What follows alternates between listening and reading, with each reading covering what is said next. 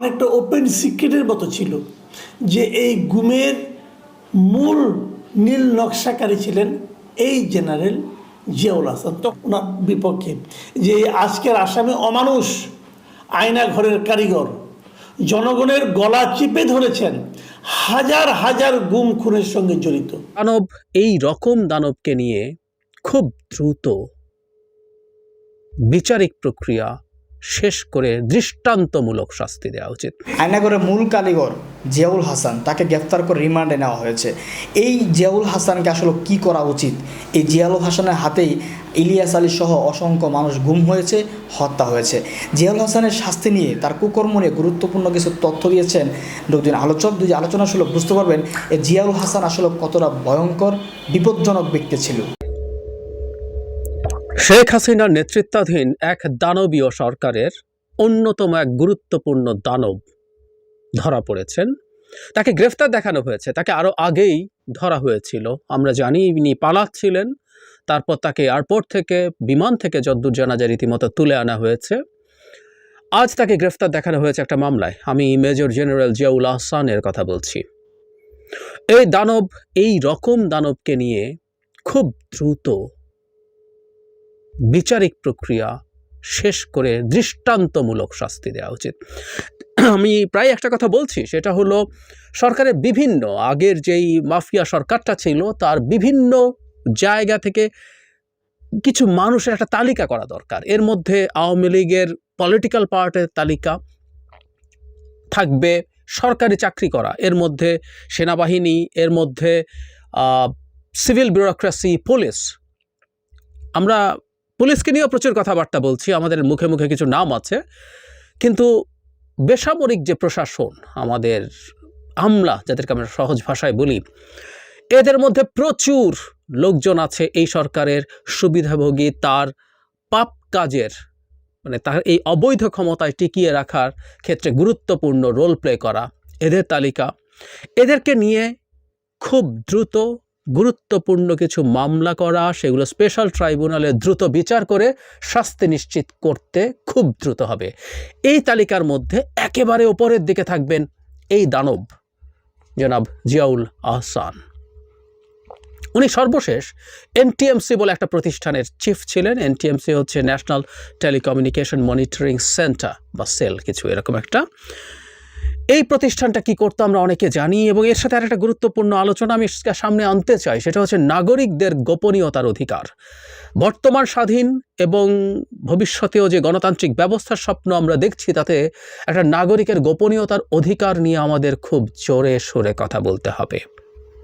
একটা ফ্যাসিস্ট স্বৈরাচারী মাফিয়া সরকার যখন ক্ষমতায় থাকে, সে তখন মানে যেটা হয়, বাংলাদেশকে তার মতো করে সে যা যা চাইছে, আইন বিধি মানবাধিকার কোনো কিছুর তোয়াক্কা না করে সে তা করে ফেলতে চেয়েছে।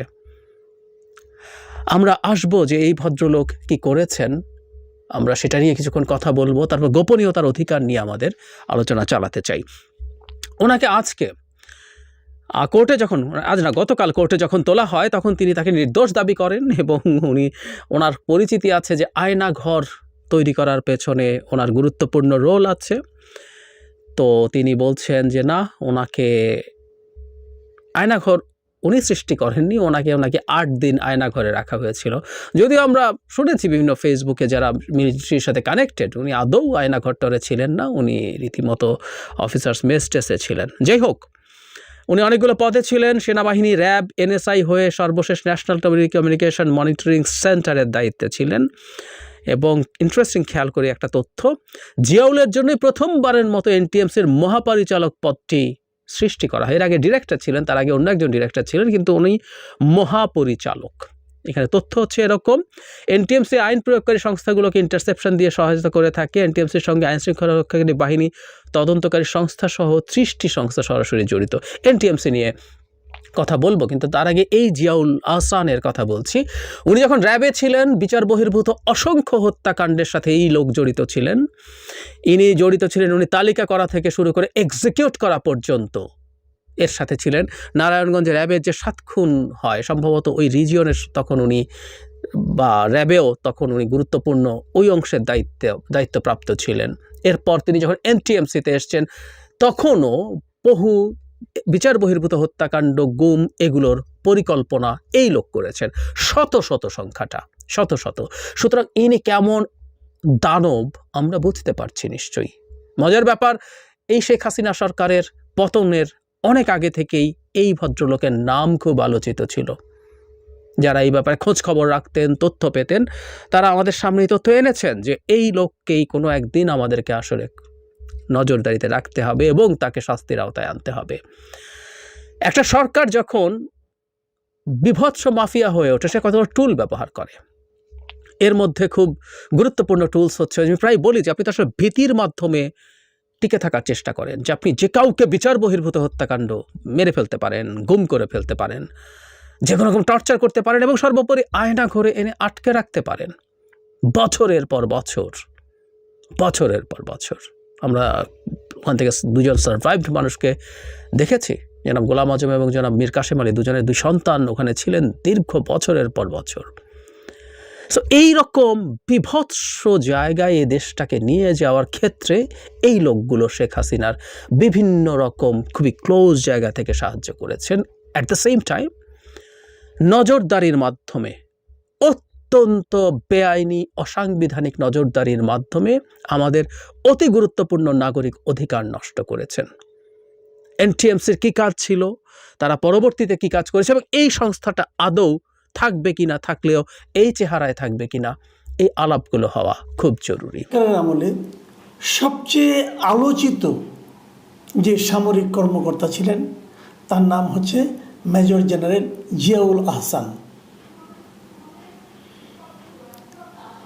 উনি একসময় র্যাবে ছিলেন এবং র্যাবে থাকাকালীন, উনি যখন র্যাবে ছিলেন তখনই কিন্তু বাংলাদেশের এই ভূখণ্ডে গুম নামক একটা নতুন ধারার সৃষ্টি হয়েছিল এবং অনেকেই ভাবতেন এবং অনেকে বলতেন, এটা অনেকটা ওপেন সিক্রেটের মতো ছিল, যে এই গুমের মূল নীল নকশাকারী ছিলেন এই জেনারেল জিয়াউল আহসান। তখন তিনি লেফটেন্যান্ট কর্নেল ছিলেন।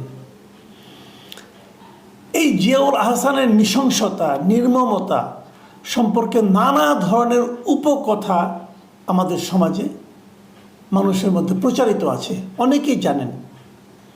ওনার সঙ্গে যারা চাকরি করেছেন, এমন দু একজন ওনার অধীনে চাকরি করেছেন অথবা ওনার সমসাময়িক ছিলেন, এরকম দু একজন আর্মি অফিসারের সঙ্গে, রিটায়ার্ড অফিসারের সঙ্গে আমার কথাও হয়েছে এবং তারা এক কথায়, যে আমি জিজ্ঞেস করছিলাম জিয়াউল হাসান আসলে কেমন লোক, ওনারা এক কথায় যে জবাবটা দিয়েছেন সেটা হলো উনি একজন বিকৃত মানসিকতার খুনি। এই ভদ্রলোকে তারা স্যাডিস্ট কিলার হিসেবে অভিহিত করেছেন। সেই জিয়াউল আহসানের কথা আজ আমরা শুনলাম আদালতে। উনি বলেছেন উনি নির্দোষ। উনি বলেছেন ওনার কোনো দোষ নাই, উনি কোনো গুম খুনের সঙ্গে জড়িত না। উনি বলেছেন যে আমার বিরুদ্ধে, আমি যখন র্যাবে ছিলাম, আমার বিরুদ্ধে কোনো জিডি হয় নাই, কোনো মামলা হয় নাই, মানে এতেই প্রমাণ হয় যে উনি কোনো গুম খুন করে নাই। আচ্ছা, উনি যখন র্যাবে ছিলেন এই দেশে একজন লোকের কি সামর্থ্য ছিল যে এরকম একটা লোকের বিরুদ্ধে মামলা করার? যে মামলা করবেন সে তো জানবেন যে তার পরের দিন থেকে সে নাই। এটাকে একটা বিরাট অজুহাত হিসেবে দাঁড় করেছেন যে আমার বিরুদ্ধে কোনো মামলা নাই, আমার বিরুদ্ধে কোনো জিডিও হয় নাই। বাংলাদেশের আইন, বাংলাদেশের আদালত, বাংলাদেশের থানা যদি এতটাই নিরপেক্ষ হতো তাহলে ভাবুন তো, বাংলাদেশের সমস্ত মামলা সব কি বিএনপির নেতাকর্মীর বিরুদ্ধে হতো? দু একটা তো আওয়ামী লীগের বিরুদ্ধে হতো। এটা যদি ওয়েস্টার্ন কোনো ওয়ার্ল্ড হতো তাহলে আমাদের এদেশে ওই সময়ের যিনি প্রধানমন্ত্রীর পদ দখল করেছিলেন তার বিরুদ্ধে তো লাখ লাখ মামলা হওয়ার কথা ছিল। একটা মামলা হয়েছে। এই যে 15 বছর, এই 15 বছরে কি শেখ হাসিনার বিরুদ্ধে একটা মামলা হয়েছে? তো এই যে মামলা হয়নি, এই না হওয়াটাকে প্রমাণ করে উনি একজন নিষ্পাপ প্রকৃতির মানুষ। জিয়াউল আহসান প্রমাণ করার চেষ্টা করছেন যে র্যাবে থাকাকালীন আমার বিরুদ্ধে কোনো মামলা হয়নি, অতএব আমি নিষ্পাপ। মানুষের নিজেদের বুদ্ধি অনেক সময় লোপ পায়, কিন্তু বিচারকের বুদ্ধিও লোপ পেয়েছে, সাধারণ মানুষের বুদ্ধিও লোপ পেয়েছে। এটা উনি ভাবেন কি করে? যা হোক, এটা একটা কথা। তার বক্তব্যের যে জায়গাটা আমাদেরকেও চমকিত করে, সেটা হলো উনি চমক সৃষ্টিকারী একটা বক্তব্য দিয়েছেন। সেটা কি? উনি বলতে চাচ্ছেন যে এই আয়না ঘর আমি বানাইনি, এই আয়না ঘর আমার তৈরি না, উল্টো আমি নিজেই গত 8 দিনে আয়না ঘরে বন্দি ছিলাম। উনি বলছেন যে ওনাকে কিন্তু এই সরকারের পতনের পরপরে ওনাকে চাকরি থেকে অব্যাহতি দেওয়া হয়, এবং অব্যাহতি পাওয়ার পর উনি বলছেন যে 7 তারিখে ওনাকে নাকি ওনার বাসা থেকে তুলে নিয়ে যাওয়া হয়, ডিজিএফআই এর লোকেরা ওনাকে তুলে নিয়ে যায়। ডিজিএফআই কে? এটা কিন্তু আর্মিরই, সেনাবাহিনীর একটা প্রতিষ্ঠান। এর ব্যাপারে অনেক অভিযোগ ছিল, অনেকে বলতো ডিজিএফআই রেখে উঠিয়ে নিয়ে যায় বিভিন্ন লোককে, কিন্তু ডিজিএফআই এই একটা জেনারেল জিয়াউল হাসান, মাত্র আগের দিন উনি রিটায়ার্ড হয়েছেন, তাকে উঠিয়ে নিয়ে গেছে বলে এই জেনারেল নিজে অভিযোগ করছেন। মানে ডিজিএফআই মানুষকে উঠিয়ে নিয়ে যে আয়না ঘরে বন্দি করে রাখে, এই অভিযোগটা কে করছেন? জেনারেল জিয়াউল হাসান। উনিকে, যার বিরুদ্ধে এই আয়না ঘরের কনসেপ্টটা তৈরি করার অভিযোগ রয়েছে। মানে ওনার তৈরি ঘরেই ওনাকে নিয়ে নাকি ডিজিএফআই ঢুকিয়ে রেখেছে। এটা কি গ্রহণযোগ্য? যদি গ্রহণযোগ্য হয়, আমি মনে করি একজন আর্মি রিটায়ার্ড জেনারেল যদি এই ধরনের কথা বলে থাকে, আমার মনে হয় এই অভিযোগটাও তদন্ত করে দেখা উচিত। ডিজিএফআই কেন তাকে উঠিয়ে নিয়ে যাবে? আর ডিজিএফআই উঠিয়ে নিয়ে যে আয়না ঘরে রাখবেই বা কেন? আয়না ঘরকে সরকার স্বীকৃত কোনো ভবন? আগের সরকার অস্বীকার করেছে, তারপর আমরা দেখেছি সেই ঘরটা আসলে এক্সিস্ট করে, এবং সেখান থেকে অনেকে বের হয়ে এসেছে, এটা আমরা দেখেছি। যদি থাকে, সেই ঘরটা এখনও থাকে কেন? সেই ঘরটা এখনও ব্যবহার করা হয় কেন? আমরা সব সময় বলি এই ঘরে এখনও যদি ব্যবহার করা হয়, যদি কাউকে নিয়ে এখানে ঢুকিয়ে রাখা হয়, সেটা তো আইন বহির্ভূত। আগের সরকার করেছে, তারা স্বৈরাচারী সরকার ছিল, করেছে। এখন এরা তো স্বৈরাচারী সরকার নয়, তাহলে এখনও কেন সেই ঘরের ব্যবহার আমাদেরকে দেখতে হবে? কেন এটা করা হবে? সেই ঘরটায় থাকলে সেটাকে কেন গুড়িয়ে দেওয়া হয়নি এখন পর্যন্ত? এই ধরনের কথাবার্তা কিন্তু আমরা শুনতে আগ্রহী না, আমরা এগুলো জানতে চাই না। দেখুন, এই যে ওনাকে যখন আদালতে তোলা হয়েছিল, আজকে তোলার পর তার আগের দিন তাকে খিলক্ষেত থেকে, গত রাত্রে গভীর রাতে খিলক্ষেত থেকে গ্রেপ্তার করা হয়, এবং আজকে যখন আদালতে তোলা হয়, তখন একজন শতপ্রণোদিত হয়ে, একজন সচেতন নাগরিক হিসাবে একজন আইনজীবী এখানে বলেন ওনার বিপক্ষে যে আজকের আসামি অমানুষ, আয়না ঘরের কারিগর, জনগণের গলা চিপে ধরেছেন, হাজার হাজার গুম খুনের সঙ্গে জড়িত। এই যে কথাগুলি বলা হয়েছে ওনার সম্পর্কে, যে উকিল বলেছেন, যে আইনজীবী বলেছেন, দেশের সাধারণ মানুষরা কিন্তু এরকমই বিশ্বাস করে, এবং সেই লোক আজকে আবার মানুষের কাছ থেকে একজন সিম্প্যাথি পাওয়ার চেষ্টা করতেছিল। এবং ওনার সঙ্গে উকিল হিসেবে ছিল ওনারই বোন, ওনার বোন ওখানে উকিল হিসেবে ভাইয়ের জন্য গিয়েছিল। জিয়াউল হাসান যে কথাগুলি বলেছেন, যে যেমন আয়না ঘর সম্পর্কে ওনার বক্তব্য কি, যে যেসব ব্যক্তি আয়না ঘর থেকে বের হয়ে আসছে তাদের কেউ বলুক আমি তাদের সেখানে রেখেছি, যেভাবে আমাকে নিয়ে দোষারোপ করা হচ্ছে সেটা সঠিক নয়, আমি অসুস্থ, আমার হার্টে 75% ব্লক ধরা পড়েছে। যাই হোক, প্রশ্ন হলো কি, আয়না ঘরে যারা গিয়েছেন, এই যে আমরা কয়েকদিন আগে শুনলাম যে মীর কাসেম আলী সাহেবের ছেলে ব্যারিস্টার আরমান, উনি আয়না ঘরে গিয়েছিলেন, উনি তো কারোর চেহারাই দেখেননি সেখানে। ওখানে আর্মি কোনো অফিসারের চেহারাই দেখেন, উনি তো সারাক্ষণ চোখ বেঁধে রাখা হয়েছিল, হাতে হাত করে দিয়ে রাখা হয়েছিল। তো ওনাকে দেখবে কি করে? আর উনি দেখলে উনিকে নিজে হাতে নিয়ে গেছেন, উনি তো অর্ডার দিয়েছেন। তো এই সমস্ত কথা বলে মানুষের সিম্প্যাথি আদায়ের চেষ্টা, এটা খুবই হাস্যকর।